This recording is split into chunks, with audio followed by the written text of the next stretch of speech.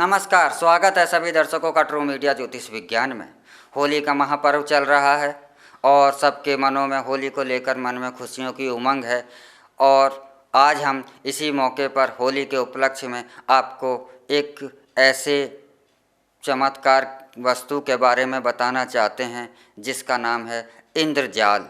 इंद्रजाल का नाम सुनते के साथ ही लोगों के मन में एक ही क्वेश्चन उठ जाता है कि यह तंत्र करता है, यह जादू टोना करता है, यह एक डर वाला कार्य है, डर वाली विद्या है।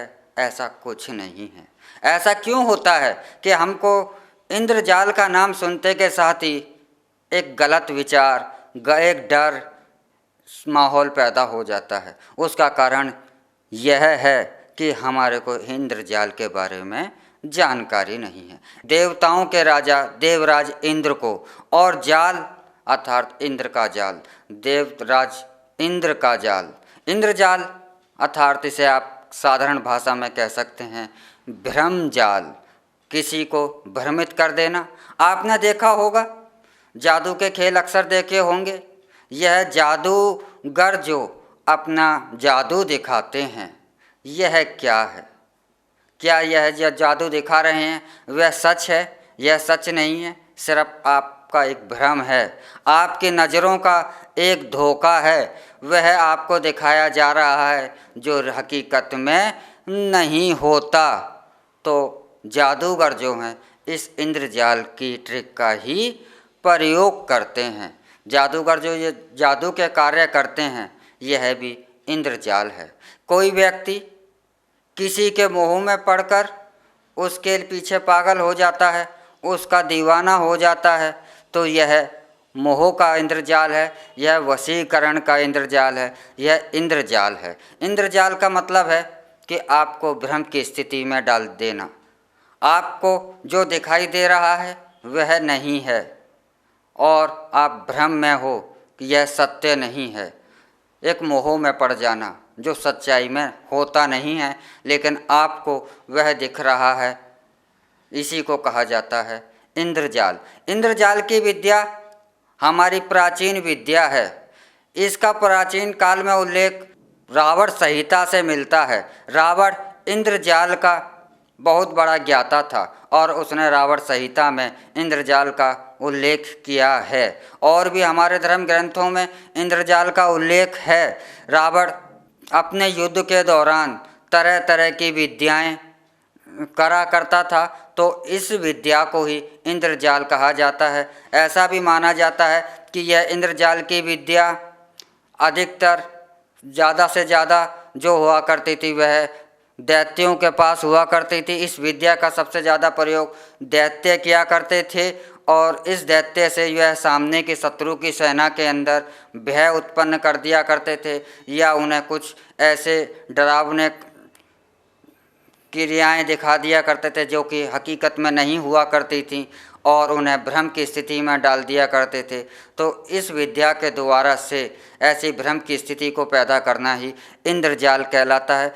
और इसके अलावा इंद्रजाल एक जड़ी भी होती है, एक पेड़ का हिस्सा भी होता है जो पहाड़ी क्षेत्र में पाया जाता है। मूलतः तो इंद्रजाल जो जड़ी के पौधे के रूप में जो पैदा होता है, यह पूर्णतः जल के अंदर से पैदा होता है। यह जल के अंदर पैदा होने वाली एक वनस्पति होती है। इस वनस्पति को देखने पर ऐसा लगता है जैसे कि मोर के पंख पर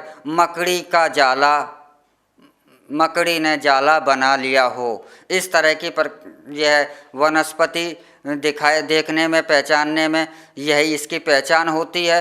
और इसका किधर जड़ है और किधर तना है या किधर पत्ते हैं, ऐसा इसमें नहीं पता चलता, क्योंकि इस वनस्पति पर पत्ते नहीं लगते और यह भी पहचानना मुश्किल हो जाता है कि इसकी जड़ किस साइड से है और किधर से इसकी जड़ है और किधर से यह इसका तना है।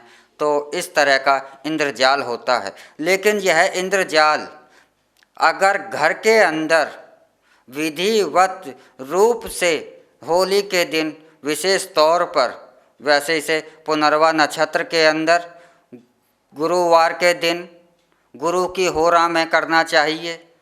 और लेकिन होली वाले दिन, जिस दिन होली की पूजा की जाती है, उस रात्रि में इंद्रजाल को ला कर के घर के अंदर अगर सिद्ध कर लिया जाए तो यह घर के अंदर से जो नकारात्मक ऊर्जा होती है उसे नष्ट कर देता है और घर के अंदर सकारात्मक ऊर्जाओं का प्रभाव माना जाता है और धन का आगमन भी करता है और आपके जो शत्रु हैं उन्हें भी तेजहीन कर देता है। आपके जो शत्रु हैं वह भ्रम की स्थिति में रहते हैं और आपसे वह स्वयं को कमज़ोर समझने लगते हैं और आपके रास्ते से दूर हट जाते हैं। वह आपके रास्ते का अड़चन नहीं बनते, वह आपको डिस्टर्ब नहीं करते।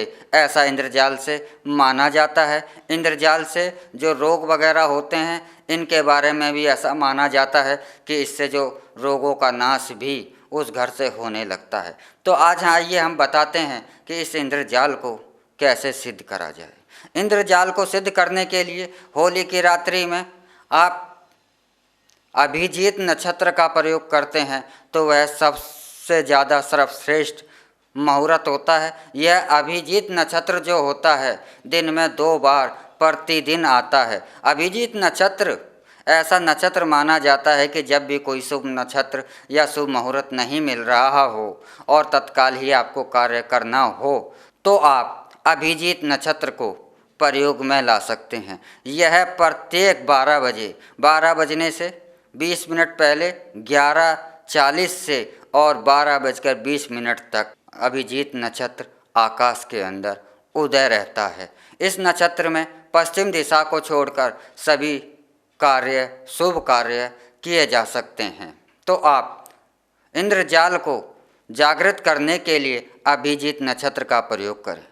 तो इसको कैसे आपको जागृत करना है और इसके शुभ फायदे आपको कैसे मिलें, तो सर्वप्रथम आप एक भोजपत्र लीजिए, बड़ा सा हो भोजपत्र। उस पर आप केसर और अष्टगंध की गंगा जल मिला करके उसकी स्याही बना लें। इस अष्टगंध की स्याही द्वारा भोजपत्र पर आप अपनी जो कुंडली है उसको बना दें और इस कुंडली पर आप इंद्रजाल को रख दें। उसके बाद आप सीधे हाथ की तरफ दीपक जलाएं और एक सीधे हाथ पर ही आप कौड़ी रखें, एक कुन्ने पर आप गोमती चक्र रखें और एक कुन्ने पर दीपक के सामने आप शंख रखें। इसके चारों कुन्नों पर यह रख दें। लेकिन यह सारा का सारी जो है, जो आपकी चौकी हो उस पर आपके सफ़ेद वस्त्र ही बिछाएं। उस चौकी पर उस पर आप भोजपत्र पर अपनी जो कुंडली बनाई है कुंडली पर रख कर आप उस पर इंद्रजाल रख दें। इंद्रजाल के बाद सीधे हाथ की तरफ दीपक और कौड़ी रख दें। बाएं हाथ की तरफ आप गोमती चक्र और शंख रख दें। इन चारों को रखने के बाद आपका जो आसन है, आपका आसन सफ़ेद ऊन का हो और आप जो भी वस्त्र धारण किए हुए हैं वह पूर्णतः सफ़ेद हों। यह सामने रखकर आप नैवेद्य वगैरह जो भी आप इन पूजा कर रहे हैं वह इस प्रकार से अर्पित करें कि आप जो भी अर्पित कर रहे हैं इंद्रजाल पर वह आपकी जो इंद्र कुंडली है इस पर ना बिगाड़े। इसलिए आप इसे किसी पन्नी में, जो प्लास्टिक की पॉलीथीन बैग होता है, इसके अंदर रखकर आप उसे बीच में रखकर छुआ लें और अपने उसके बाद उसे निकाल लें ताकि आपकी यह जो भोजपत्र है यह खराब ना हो। आप इसे करने के बाद पूरे के पूरे अभिजीत नक्षत्र में माँ कामाख्या देवी का कोई सा भी मंत्र, ओम कामाख्या है नमः, साधारण यह मंत्र है, इस मंत्र को भी आप जाप करते हुए आधे घंटे पूर्ण अभिजीत नक्षत्र में आप इसका जाप करें और धूप दीप और का भी आप भोग लगाते रहें और इनको जलते रहें। आपका दीप ना बुझे और आपकी धूप भी और सदैव प्रज्वलित रहे, जलती रहे। और आप पूरे के पूरे आधा घंटे कम से कम 3 माला माँ कामाख्या देवी का जाप करने के बाद इस भोजपत्र को और इंद्रजाल के ऊपर जो रखा है, इन दोनों को आप एक फ्रेम में रख दें, फ्रेम में बंद कर दें। और फ्रेम में बंद करने के बाद आप एक माला 108 बार माँ कामाख्या देवी का मंत्र का जाप करें और माँ को प्रणाम करें। माता को प्रणाम करने के बाद जो भी आपकी मनोकामना है, जो भी आपका उद्देश्य है, वह अपना उद्देश्य कहें और इस फ्रेम को आप अपने किसी भी स्थान पर स्थापित कर दें। शुभ स्थान पर स्थापित करने के बाद प्रतिदिन 40 दिन तक 108 मंत्रों का माँ कामाख्या देवी का आप जाप प्रतिदिन करें। इन 40 दिन के अंदर ही आपको इंद्रजाल से जो भी परिणाम हैं उनका आपको स्वयं एहसास हो जाएगा कि जो समस्याएं थीं वह 40 दिन के अंदर ही अंदर आपको समाप्त होती हुई नज़र आने लगेंगी। कुछ समस्याएं न समाप्त हो जाएंगी। तो इतना चमत्कारी माना जाता है इंद्रजाल। तो आप अगर होली पर इस इंद्रजाल का आप प्रयोग करना चाहते हैं तो आप इंद्रजाल को आप कहीं से भी बाज़ार से मंगवा सकते हैं, और ना हो सके आपसे तो इस इंद्रजाल को किसी ब्राह्मण से सिद्ध करवा कर भी अपने यहाँ पर स्थापित कर सकते हैं। इस इंद्रजाल से आपको धन के संबंधित समस्याएं हैं, आपकी बीमारी से संबंधित समस्याएं हैं, आपके शत्रुओं के बलशाली हो गए हैं और आपको बहुत ज़्यादा नुकसान पहुंचा रहे हैं, ऐसी समस्याएं हैं, और आपका कारोबार, आपकी तरक्की या आपका विकास नहीं हो रहा है या आगे नहीं बढ़ रहा है, तो ऐसी समस्याएं भी आपको इस इंद्रजाल के द्वारा से मुक्ति मिल जाएगी। ऐसा चमत्कारी इंद्रजाल माना जाता है। तो आइए इस बार आप होली पर अगर इन समस्याओं से गुजर रहे हैं तो आप अवश्य ही इंद्रजाल का यह प्रयोग करें। इसी के साथ आपसे इजाज़त लेते हैं। अगले एपिसोड में हम फिर मिलेंगे एक नए विषय के साथ, एक नई जानकारी के साथ। तब तक आप हमारा ट्रू मीडिया ज्योतिष विज्ञान को लाइक, शेयर, कमेंट करना ना भूलें। और जो दर्शक हमसे नए जुड़े हैं वह जल्द से जल्द हमारा ट्रू मीडिया ज्योतिष विज्ञान को सब्सक्राइब कर ले। ओम नमः शिवाय। भगवान भोलेनाथ सबका कल्याण करें।